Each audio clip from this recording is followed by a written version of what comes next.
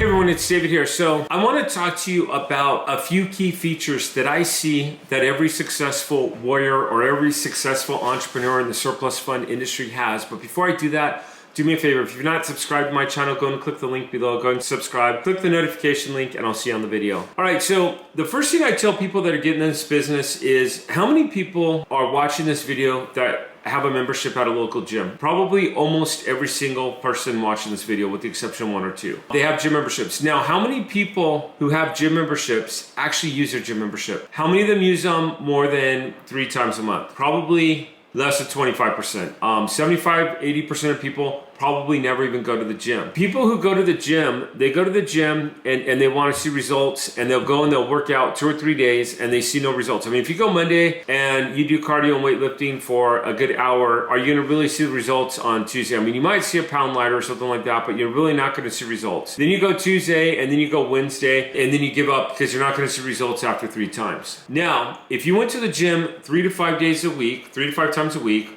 for 52 weeks, how many of you think you'd see results? Probably everybody. I mean, you'd probably lose at least 15 pounds, probably more. You're probably losing 2-3 pounds a month. So right there, what would that be? That'd be around 40 pounds, something like that, you know, or actually it'd be like 36 pounds as you're losing. You're going to the gym consistently to try to lose weight. Your surplus fund business is the same thing. If you work at it once or twice and then don't do it anymore, it's not going to be successful. And I've talked about this before. Like, I have a guy that was doing this in California. He had a $50,000 claim. He saw the person live by him. He went and he door knocked. Very first deal, he got it. He got $5 grand. And I always encourage you to start off small and then you work your way up. Why? Because I had a guy who did a tax overage in Florida, and the notary, which I think he should have gone after for this notary, really messed up. And I've talked about this before. Messed up the deal. It was a $30,000 deal. He was getting 30% for this tax overage. He actually, the court sent it back with the section highlighted. He had to go back to his client, and last I heard, he never got his client to re-sign the paperwork, which I'm like, I'd go knock on that client's door. I would let them know that you're still their friend. You already have the notary stamp, just get them to sign. I think he should have had the notary do it and held the notary accountable because they're supposed to have insurance. I mean, that's pretty bad. Where I go is I'd rather you mess up on a small deal than a large deal. But let's go back to my original part of this conversation. Woody Allen, the actor, the comedian, the film director, the great Woody Allen is what people call him, or the funny Woody Allen. He says that 80% of his success is showing up. You got to be able to show up and you got to be present. So if you're going to work a successful business, the number one tip I would say is to show up. Okay, and when I say show up, I don't mean you're looking at your email, you've got your social media up, you've got your cell phone, you're getting text messages, you're answering that. So you sit down for 2 hours, but really you put less than 40 minutes in your business, which happens all the time. And it's very easy for me to fall in that trap. My computer automatically clicks every time I get an email. My cell phone also clicks, and then I see a text message come in, which goes to my computer because I have an iPhone and a computer, and it really throws me off on my rhythm. Showing up would mean that I have all that put aside and that I'm working on something specifically for a duration of time. And one of my greatest time management techniques when I do this, and one of my most successful ones, is when I have my schedule, like I'm doing this from 8 to 10, and then from 10 to 12 I'm doing this, and I have a period of an interruption moment in there, meaning that if someone needs to call me, I'll say, can we do 11 o'clock? Or someone needs a minute of my attention, I'll say, can it wait till 11? And 99% of the time they can. It can totally wait till that time. Very seldom, if at all, have I ever had someone say, no, it has to be handled now. And that's what I try to do within, which I find that I get so much more accomplished within my company. So the number one thing that I would say is you've got to show up, you've got to be present, and you've got to be present consistently. Meaning, if you're putting in less than 3 days into this a month, those results are going to show you're a product. And part of the problem that our society has right now is we're a society all about the now. If I want to go get something to eat, there's a fast food joint not far from me. I can go get any food I want. The grocery store's open. I can pretty much get what I want within a short parameter of time. If I really want something on Amazon, do the express service. I mean, we're in the power of now. Most people, when they show up, they realize they've got to be present, and that it's going to be a time building process.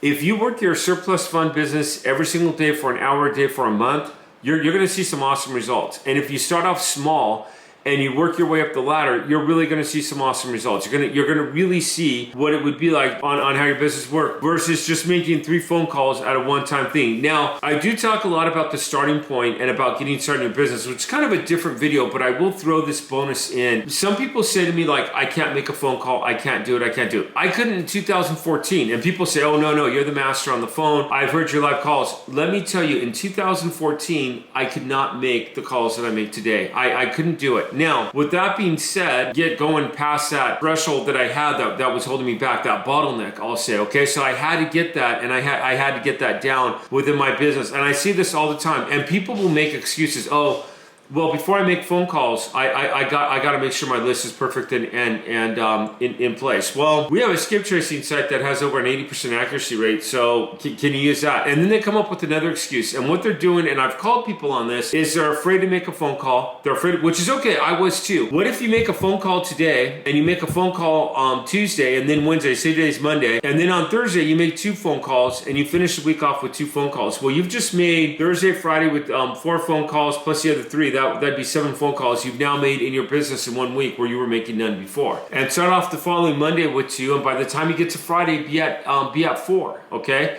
be building up your business and be building up a momentum. The scariest time for me ever making the phone calls was when we did my first Monday live cold call session. I'll never forget it. I'm in the office and I'm calling people to let them know that they have money they didn't have. Which, okay, I've done that before, but now I had an audience of warriors watching me to see what I'm going to say on the phone. And the thing about it is, what I say on the phone is me knowing what to say by memorizing my script, because I don't want to read and I don't want to sound like a robot. How'd you get my info? Boom, I'm ready for that one. Well, I haven't lived in that property for 10 years. Well, great. Did you know that you had an old expired account, or did you know that you had a tax overage that has been sitting here that's gone dormant that I can help you revive? Whatever it says, I have to be ready for whatever they say. I'm not going to say, oh, let me go to page 3, let me read this. No. You have to be ready for what they say.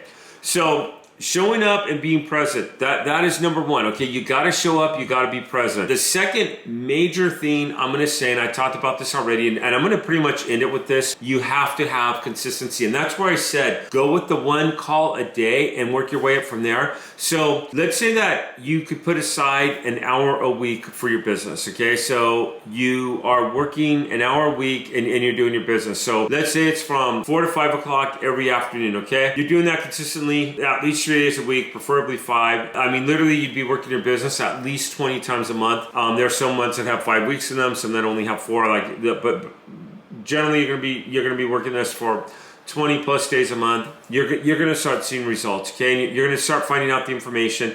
Now, what happens, let's backtrack. What happens if you blow a deal? Big deal. I have. I've probably blown more than you'll ever make in this business. I've probably made more mistakes than you've ever made in this business. But what happens when you blow a deal and you realize that you didn't get the ID in, you realize that you didn't do something in, that the county, I had a guy who's done like multiple deals in Wisconsin in the program. Actually, he's one of our coaches. Wisconsin just changed their rules where you now have to have the holder's information and a few other key points in there that they didn't have before. He got his contracts back. Okay, he had done enough deals in Wisconsin to realize that he could just get up and go forward and keep on going. It was only 2 or 3 contracts, which hurt, but at least he's not getting like a $20,000 deal that he's planning his life savings on and everything else. At least he started off and he's going, I mean, if you blow it, you blow it, okay? What happens if you say the wrong script? There was one time I was calling somebody and this guy had $70,000 and he was very hard to get a hold of. And I finally got a hold of the guy. And I've talked about this on a lot of my earlier YouTube videos. I finally get a hold of the guy and I just said, Joe, and he goes, yeah. I said, did you know you have $70,000? Bad script on my part. I mean, that was the worst thing I ever could have said. He hung up on me. He said, no, I don't. He hung up.